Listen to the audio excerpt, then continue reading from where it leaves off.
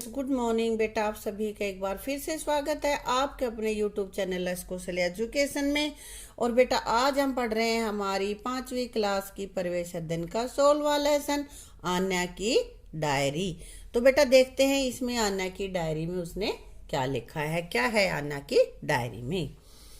मेरी डायरी मेरी सहेली। पहले तो ये देखो डायरी होता क्या है। डायरी वो एक हमारी पुस्तक होती है, हमारी एक कॉपी होती है जिसमें कि हम दिन भर क्या करते हैं, क्या हमने किया है, कहाँ घूमे हैं, क्या क्या हमने देखा, वो सारा कुछ हमने उसमें लिखते हैं। वो होती है डायरी।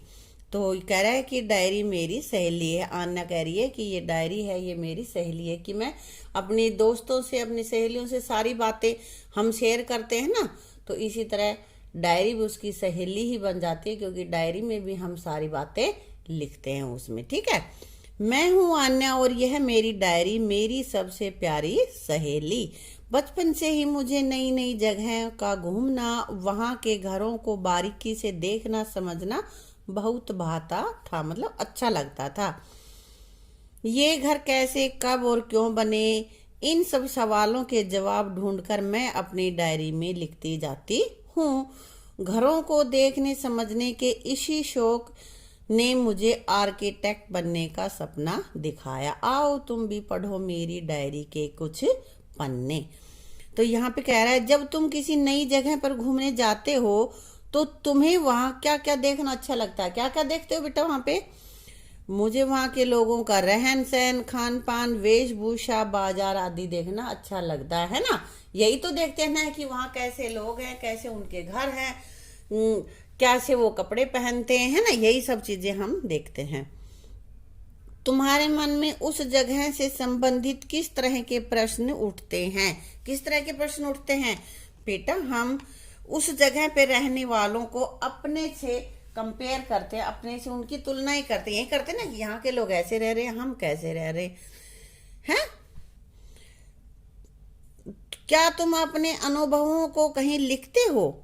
तो बेटा तुम में से कुछ ऐसे होंगे जो लिखते होंगे, वो लिख देंगे हाँ। जो नहीं लिखते हैं वो लिख देंगे नहीं। जैसे आन्या अपनी डायरी में लिख लेती है, तो इसी तरह तुम भी अगर कोई डायरी तुमने बना रखी है तो वहाँ लिख दो हाँ।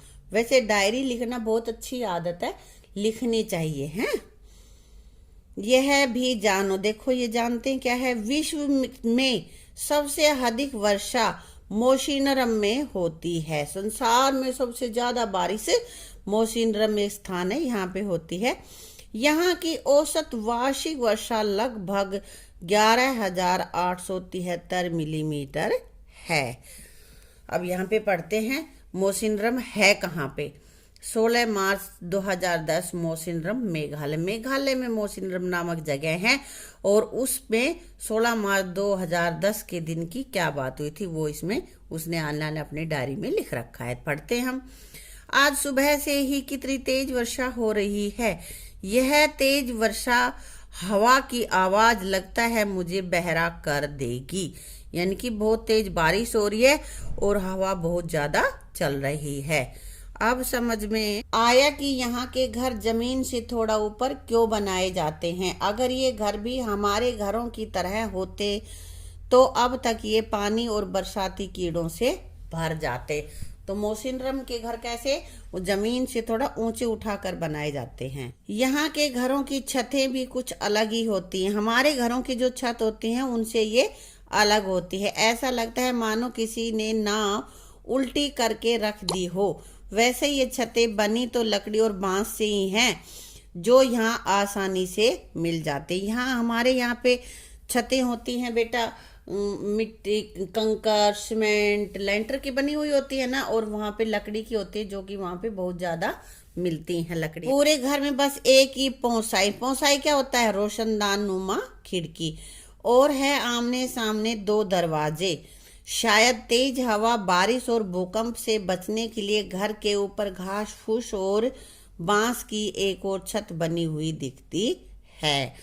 तो यहाँ पे कैसा है कि एक ही रोशनदान नुमा खिड़की होती है और दरवाजे आमने सामने होते हैं, ताकि वो भूकंप और बारिश वगैरह से, तेज हवा से उससे बचा जा सके। क्या बारिश के मौसम में तुम्हें अपने आसपास कुछ अलग तरह के कीड़े दिखाई देते हैं जो कि गर्मी या सर्दी में नहीं दिखते? दिखते हैं क्या? हाँ, बारिश के मौसम में कौन कौन से होते हैं?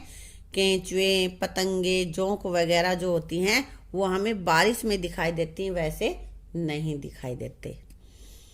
तुम्हारे घर की छत किन चीजों से बनी है?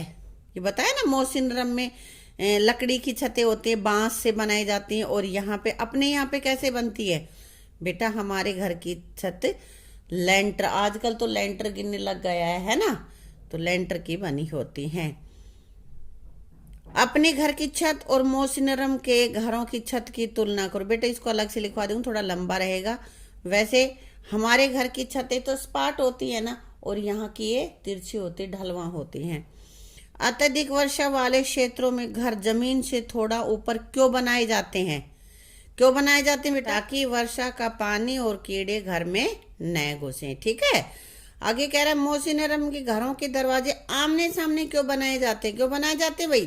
क्यों? ताकि तेज हवा का आवागमन सरलता से हो सके और बारिश भूकंप से बचा जा सके, इसलिए वो दरवाजे आमने सामने बनाए जाते हैं। खिड़कियां न होने का क्या फायदा होता होगा? घरों में सिर्फ एक ही बताते हैं ना कि भाई रोशनदान नुमा वहां पे खिड़की होती है,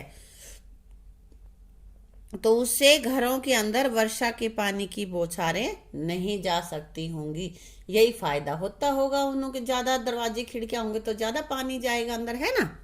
हाँ, अब आगे है जून 2011, गांव चीमा, चूरू, राजस्थान। राजस्थान का एक जिला है चूरू, और उसमें चीमा नाम के गांव में जून 2011 में ये गई है घूमने वहां पे, और वहां का वर्णन यहाँ पे कर रही है आन्या। कल शाम के कार्यक्रम में तो बहुत मजा आया। राजस्थान के लोग कितने रंग बिरंगे कपड़े पहनते हैं? राजस्थान के लोग कैसे कपड़े पहनते हैं? रंग बिरंगे। अपने घरों को भी वो इसी तरह से सजाते हैं। मिट्टी व गारे से बनी मोटी दीवारें और उन पर चिपकाए गए आईनों के टुकड़े मानो दीवार पर हीरे चमक रहे हों। देखो ये घर दिख रहा है हमें राजस्थान का एक, है ना, और यहाँ पे ये शीशे से लगा रखे उन्होंने, है ना। इन थोड़े से घरों के अलावा दूर दूर तक बस रेत के टीले ही दिखते हैं। वहां पे रेत ज्यादा होती है बेटा। हाँ, कहीं कहीं झाड़ियां या नागफनी जरूर दिख जाती है। यहाँ गर्मी तो इतनी ज्यादा है। वहां पे क्या क्या बेटा? गर्मी बहुत ज्यादा पड़ती है, पेड़ पौधे कम होते हैं, तो बस ये नागफनी या झाड़ियां वगैरह ही होती। गर्मी इतनी ज्यादा होती है कि बाहर थोड़ी देर भी खड़ा होना मुश्किल है, बाहर नहीं खड़ा हो सकते। घर के अंदर जाते ही ठंड का एहसास होता है। ऐसा शायद इन घरों की खास बनावट के कारण ही होता है, क्योंकि एक तो वो मिट्टी के बने होते हैं और उनकी दीवारें भी मोटी मोटी होती हैं। यहाँ मेरी बुआ के घर में भूमिगत पानी का एक टांका है भी बना है। यह टांका बारिश के पानी को सहेजता है और गर्मियों में घर को ठंडा भी रखता है। यहाँ बारिश का पानी होता है तो टांके में उसको भर लिया जाता है, तो पूरी साल उसको यूज करते हैं। और जमीन में जब पानी रहेगा तो वहाँ का एरिया भी ठंडा रहता है। क्या तुम्हारे घर में भी वर्षा का पानी इकट्ठा किया जाता है? यदि हाँ तो कैसे? यदि बेटा तुम्हारे घर में इकट्ठा किया जाता है तो बता देना कैसे। कुछ एक ऐसे होंगे जो बाल्टी टब वगैरह रख देते होंगे, उसमें भरते होंगे। किसी ने टैंक बनवा रखा होगा जैसे राजस्थान में होता है, तो जैसा भी हो वो बता देना तुम्हें, ठीक है। क्या तुम राजस्थान के घरों में बने पानी के भूमिगत टांके और मिट्टी के मटके में कोई समानता देखते हो? क्या क्या समानता है भाई? मिट्टी का जो मटका है वो पानी को ठंडा रखता है, और जो पानी का टांका बना हुआ होता है वो घरों को ठंडा रखता है। तो दोनों में समानता हो गई ना, कि वो ठंडा रखते हैं। राजस्थान के घरों की दीवारें मोटी क्यों बनाई जाती हैं? क्यों बनाते हैं? ताकि गर्म हवाओं से बचा जा सके और घर ठंडा रह सके, इसलिए वहां पे दीवारें मोटी बनाई जाती हैं। अगर दीवारें पतली होती तो क्या होता भाई? मकान जल्दी गर्म हो जाता ना, मकान बहुत अधिक गर्म हो जाता और उनमें रहना कठिन हो जाता, क्योंकि ज्यादा गर्मी में हम कैसे रहते। राजस्थान में हरियाली कम क्यों होती है? क्यों होती बेटा? क्योंकि राजस्थान में वर्षा कम होती है, बारिश नहीं होती इतनी, और सिंचाई के साधनों की भी कमी है, इसलिए हरियाली कम पाई जाती है। अब बेटा यह कह रहा है भारत के नक्शे में राजस्थान को पहचानो। भारत का नक्शा लो और उसमें देखो कि राजस्थान कहाँ पे है। अब आगे कह रहा है जून 2012 ले जम्मू और कश्मीर। अब जम्मू कश्मीर की एक स्थान लेह पे चली गई है वो, और जून 2012 की बात है। आज मैं आ पहुंची हूं एक और रेगिस्तान में, दूसरे रेगिस्तान में पहुंच गई हूं। रेगिस्तान क्या होता है?